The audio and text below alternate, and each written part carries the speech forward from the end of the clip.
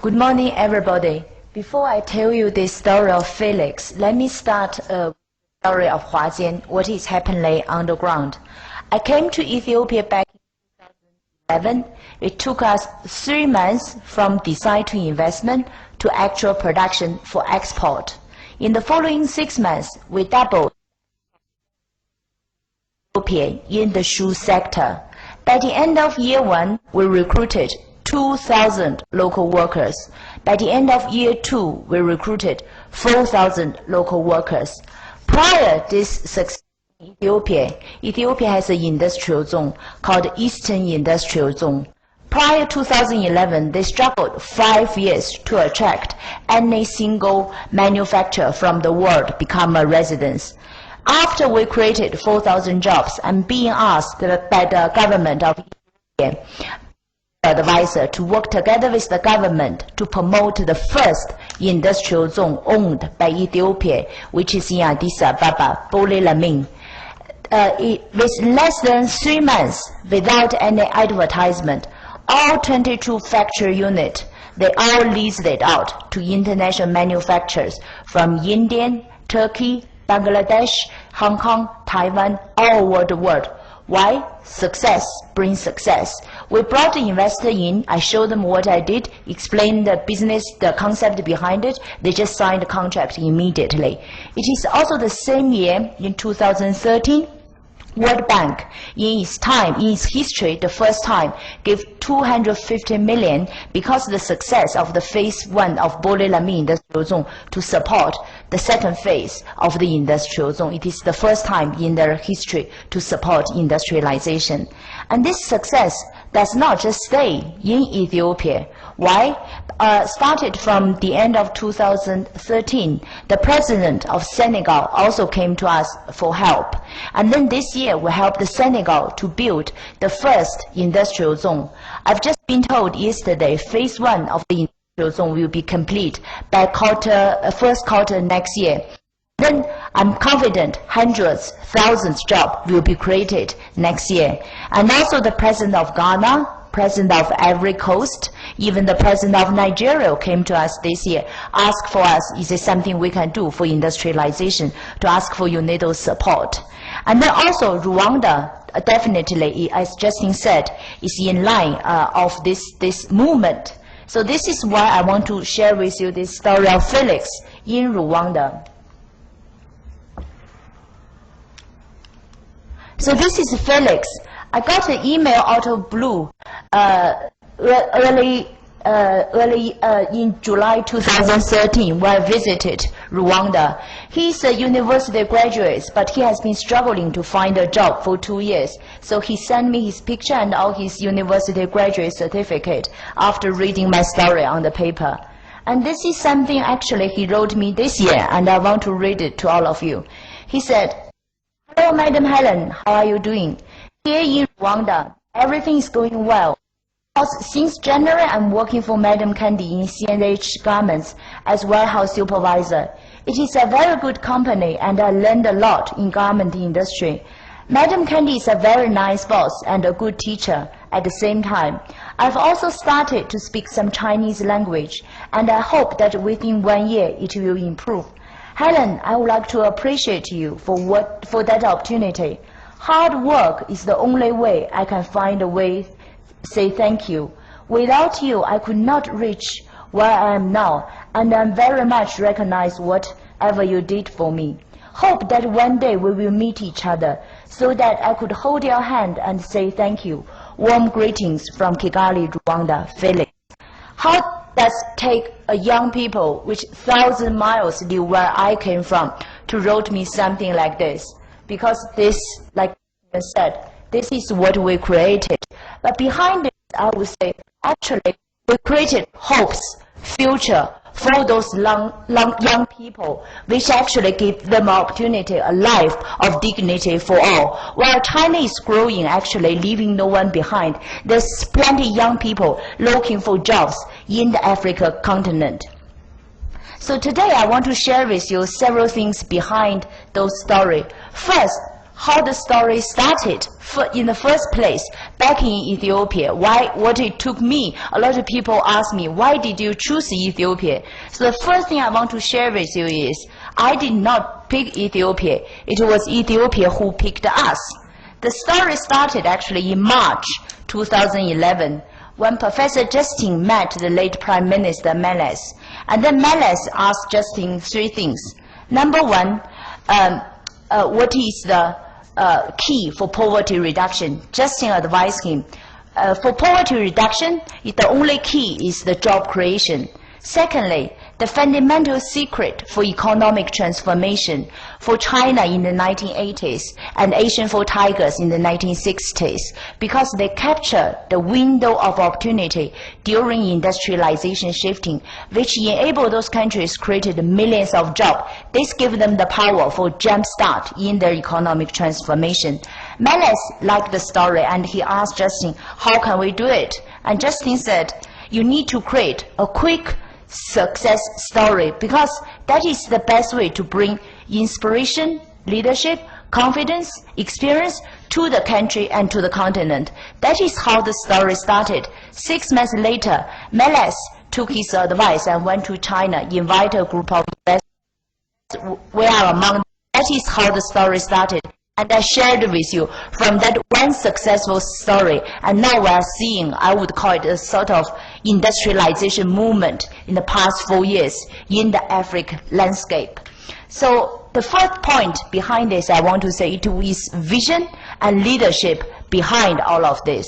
And secondly, you're probably wondering, is this sustainable? I want to say, private sector, Africa to do aid. They come to Africa to do business. But through business, they achieve the development goals. In order for the development to be sustainable, there have to be a sustainable business reason behind this. And as an entrepreneur, I want to share with you this round of industrialization to Africa, there is a solid business reason behind it. Why? We need to look at the supply chain. There are 3 components in the supply chain. There's manufacturers, there is traders, there's retailers. First, manufacturer. What's the business reason for them? The factory I ran in Ethiopia and in Rwanda, the labor cost in China is about 22% of its overall cost. In China, each labor is about $500 US. In Ethiopia, it's about $50 US. In the past, there is a myth saying Africa offers competitive labor, but there's no efficiency. Is this true? It's not true. Why? When I first came to Ethiopia, I went to the local manufacturers. I asked them, what's the efficiency? They told me, the day you give the salary to the workers, the next day a quarter of them will disappear. 15 days after they spend all the money, they came back to the factory again. The efficiency is very low. So even though there's a low wages, it still does not make sense. But what happened is, in China, we experienced exactly the same problem 20, 30 years back. But over the years, we developed remedies and trainings to overcome that. So when I came to Ethiopia with the right training, I can achieve 70% of the efficiency, which means I can bring from my labor cost, direct labor cost, from 22% down to 3%, which gave me 19% saving. In the past, a lot of people argue the infrastructure is not there. Africa is not ready for industrialization. That is not true either. Why? In Ethiopia, people always ask me, you must take all your raw material in Ethiopia because they have leather. Of course not. I was exporting 12 containers from Ethiopia every month to the EOS. In order to do that, I import 8 containers of raw material in order to do the export. And a lot of people in the past saying, it does not make sense for your cost. Then let's look at the figures. In China, the logistic cost is about 2% of its overall cost. While I was importing 8 containers in order to do 12 containers, I have to pay 4 times more, which is 8%. But then the absolute number matters. From 2% up to 8%, there's only 6% more. The 19% saving with the labor cost, with the right training, minus the 6% more on the logistic cost, there's still 13% saving. So the first point I want to say, today, under the current infrastructure, there is profit to be made for manufacturing. That is the business reason behind this kind of movement. It is already there, but with the right infrastructure, it's going to make actually it's even more attractive. But the manufacturer saving is only one part of the jigsaw. There's also the second component is very important. What is that? It's the import duty. Today, Africa only has 2% of the global GDP. Whatever, how many regional integration we actually sell, I mean, they're not going to create billions, millions of jobs. They have to sell it to the market, which actually has a bigger GDP. Where they are, US and Europe. Europe and US, both of them have more than 20% global GDP. Those the market Africa have to aim if they were thinking to create millions of jobs following the footstep of China. And then, so what happens to how to reach those markets? The traders. Today, those traders actually passing their orders to China. But with the rising labor cost and also everything is getting more expensive, the raw material, they go to a manufacturer in China, the traders, US traders, and they ask for a discount, 5% discount from the factory. The Chinese manufacturer will shake their hands saying, sorry, I cannot do the business, goodbye. But then what happens if they move their orders to Africa? They can save up to 37.5 import duty under AGOA and everything not arms. This is a big incentive for the US and European traders to shift their orders from Asia to Africa. This actually is even bigger profit than the manufacturing profit in this. This, I would say, the second part of the jigsaw. And the last part of the business reason is the retailers. For example, in Europe, the big retailers, before the financial crisis, they have a purchasing strategy, what they call is 20-80. What does that mean? That means they purchase 20% around home country, 80% in Far East, China, Bangladesh. But during the financial crisis, the purchasing power in Europe has been reduced. Retailers cannot sell as quickly as they want.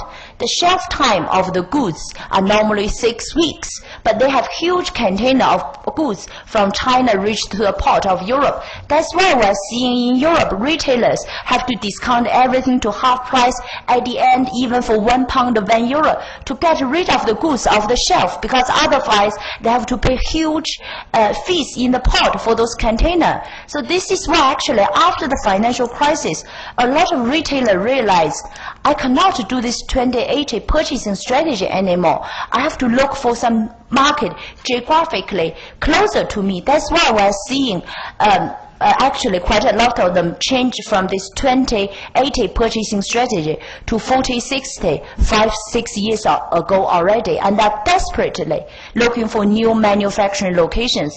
That's why in Ethiopia we're seeing H&M, Tesco, IKEA, they're desperate to place orders. But the problem of in the past, local Africans, they don't know how to do international manufacturing. I still remember when I first set up the shoe factory in Ethiopia. I went to Italy to meet Geox, the large brand in the shoe brand, and I told them, please pass some orders to my factory. When I opened my mouth to the boss of Geox, I told them I have a factory in Ethiopia. You know what he said? He said, Helen, Ethiopia, forget it. I was there 10 years ago. It's not just about a cheap price. It's about international quality delivering time. Africa does not know it. But what happened is, I took my laptop, I showed them a video, which actually are shooting in my factory. And then what happened? I see sparks in the boss of Geox's eyes. He's saying, this is different. You are bringing the manufacturing know-how to this picture. That's why under the Made in Africa initiative, which I'm championing now, is saying, I think this round actually to make Africa industry manufacturing floor is very important for the triangle collaboration. What is the triangle? The triangle is global market, and then plus the Asian manufacturing know-how, plus the local Africa comparative advantage. What is local Africa competitive advantage. For example, each country has their own different comparative advantage. In Ethiopia, it's competitive labor and cheap electricity. In Senegal, it's a different case because Senegal is only 7 days on the sea to Europe and also US. That allows Senegal to do fast fashion, even though the labor cost is a bit higher. So every African country, they have their own comparative advantage. You need to find it and then to be able to connect with those two. So this is what actually under the Made in Africa initiative, we champion for the triangle collaboration. So that's the second thing I want to share with you. There is a solid business reason behind this, which I strongly believe behind the whole industrialization in Africa. And then the next thing I want to share with you is about doing business. Is it easy to do manufacturing? If anybody telling you running a factory is very easy in Africa, that must be a lie. I share with you some real examples. When I first came to Ethiopia, I met the Prime Minister and also the Minister, and they told me, Helen, you are doing 100% export. All your raw material will be tax-free. That is true. But in reality, it is not the Prime Minister or the Minister sitting at the port clearing my goods. It's probably a 25 years old African. You ask that person, a young people, to make a decision he never made before. It's not easy. What happened is, I have the brush to brush the shoes. They say this is the brush to brush human teeth. It need to be taxed. I have a machine to make a hole in the lady's shoes. They say they look like a gun, it's a weapon. I cannot even get it cleared out of the port. So what I have to do? I have to personally meet the Director General of Tax in Ethiopia. And then when I meet him, I get his organization chart. From the organization chart, I understood he has 6 deputy director generals. I personally meet each of them. When I meet them, I get the names and the numbers of the telephone numbers of the next 2 layer managers below each of them. And then I gather those 20 people into a meeting room like this. I prepare the presentation, telling them, who am I? Why I came to the country? What I've done? What am I going to do? Most importantly, the problem I've encountered. And afterwards, I invited all of them to the production line, seeing from the beginning to the end. And then everything became rosy. At this point, you're probably wondering, why did you take such kind of effort to do all of this? And I want to say something about my views of Africa. Before I came to Africa, as a lot of investor, there is a big information asymmetry. What people know about Africa when you are outside, from the media, from the television, newspaper, BBC, CNN. That kind of Africa is war, disease, corruption. That's all you know about Africa. But when you are inside, you see a different perspective of Africa. I share with you 2 things touched my heart. The first thing is that when I first went there, I went on a field trip with the Minister of Industrial to some rural area in Ethiopia. And then we saw some children that suffering from hunger. So on behalf of the company, I wrote a check of 100,000 US dollars. I gave it to the minister. I said, please take this check to buy some food for those children. You know what happened? The minister looked at the check for about 2 minutes, and then he returned it back to me. He said, Helen, I don't want fish from you. I want you to use this check to buy some machines to teach my people how to do manufacturing, to teach us how to catch the fish. This is out of my expectation. And secondly, you know, people are talking about corruption in Africa, but in Ethiopia, I share with you something. When I have a problem, I could call the minister 10 o'clock in the evening. He has a very busy schedule, but he would meet me 7 o'clock in his office trying to understand my problem. So as an investor, of course there's a problem. But if you have a minister willing to come to the office earlier than the cleaner, at least you know there's somebody willing to work together, trying to solve things with you. So that actually, I would say, when you are inside, you are seeing a different perspective of Africa. And talking about entrepreneurship and doing business, I want to share with you my personal experience. I spent 12 years in London and in Switzerland, and also become a vice president of FTSE 500 companies. And then had my executive MBA from INSEAD. If you ask me to compare the European entrepreneurship I learned and also the Chinese entrepreneurship I learned, I would give you the following example. If you have a tiger in front of you, today the European entrepreneurship, they will tell you, when you see the tiger, get your laptop, do a solid research to study the characteristic of the tiger, and then discuss with your colleagues how are you going to form a good strategy to overcome the tiger. This is a typical approach. But the problem is you can do all of that, but once you finish all the study, the tiger might not be there anymore. But then Chinese entrepreneurship is very different. You have a tiger in front of you, they jump on top of the tiger and they ride it. They learn all the skills while riding. And I think Africa is at this junction to figure out what is the right entrepreneurship for them. And then how are they going to miss the tiger or conquer the tiger? So that's something, it's just some personal things I want to share. And then at the end, just to conclude, a lot of people also ask me as a young woman, what touched you personally to come to Africa also? And actually there has been a moment, it's deeply down in my heart. It's the first time while I was in Ethiopia, I was staying in the Hotel Sheraton. I'm sure probably some of you have already been to Addis Ababa, stayed in that hotel. It's a beautiful hotel. After seeing what I've seen after 2 days, I was really digesting my thought. So I had a walk in the evening in the garden. And I suddenly hear some music. So I follow the music to the back of the hotel, which lead me to the bar, the office bar. And that is back in 2011. And what I saw in the bar is I didn't see any local people. I see a lot of Europeans, US people that are singing and dancing in the bar, which brought me a personal story 30 years back. When I was 7 years old, it's the first time my father took me to the capital of China, Beijing. And because it's my birthday, my father wanted to give me a treat to stay in the best hotel, the only five-star hotel in Beijing, Beijing Hotel. We went into the check-in desk, and my father asked, how much is it? They told us, $100 US. My father immediately said, it is too expensive. So he was just about to take me out of the hotel.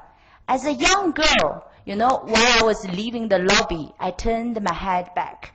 And then in the lobby, I saw a lot of Europeans, I would call so white people in the lobby.